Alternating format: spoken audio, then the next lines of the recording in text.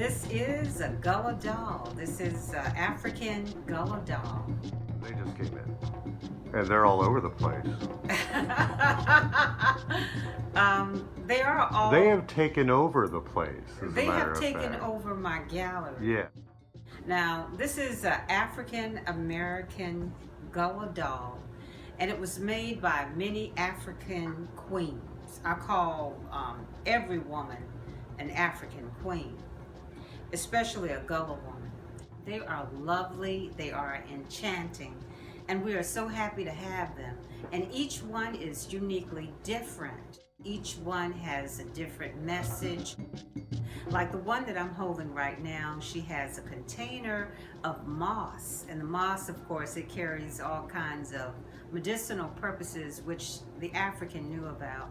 And then we have some with cotton, and we have some with rice. We have some with even sweet grass, flowers and roses in their hands. So yes, the dolls have taken over in a great way. But the question is, why were African dolls made? What was the purpose of them? The children, they needed to have something or someone that looked like them to raise their self-esteem. And even down to the adults, they still needed someone or something to represent them. It really did take on the characteristics of the person.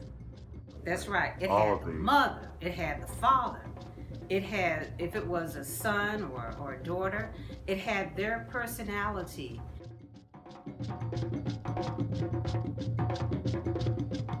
Now you'll note with this doll, they are featureless. And the reason why they are featureless, number one, it could represent anyone. And also, in the Gullah culture, we're very spiritual people. So it is believed that when you put the eyes or the nose or the mouth, particularly the eyes, when you open up those eyes, you're also opening up to other worlds. And so that's why they are featureless. In terms of the paintings, the backs are turned. You don't see the faces. And in some cultures, they are very sacred about that, about opening up the eyes. Okay, the first reason why dolls were created, and we're not just talking about Gullah dolls or African dolls, we're talking about dolls in general. The main reason, because they took on a certain type of deity or godlike qualities, someone or something to look up to. Now, the head usually were made from clay, whereas the rest of the body was made from some type of cloth. They would make them big, small. They would make them about this size too. Now, some of the dolls also had a white face, and it also had a black face in one doll. Like for instance, the doll that you're looking at right here, you see the African face. It would sometimes even have the features, and you would turn it on the back and then it would have a white face. The question was, why would it have two faces?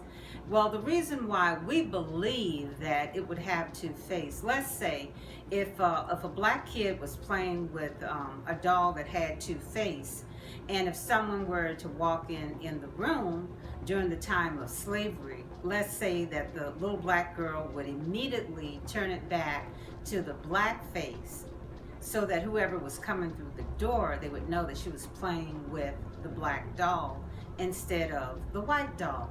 But all children should have dolls that look like them, that represent them, to represent also the cultures. There were different kinds of patterns that were also used, and kids would just play out the attitudes of the doll, the mannerism of the dolls, and they would take care of them and they would put it in a sacred place. And that's why the African American Gullah dolls were made.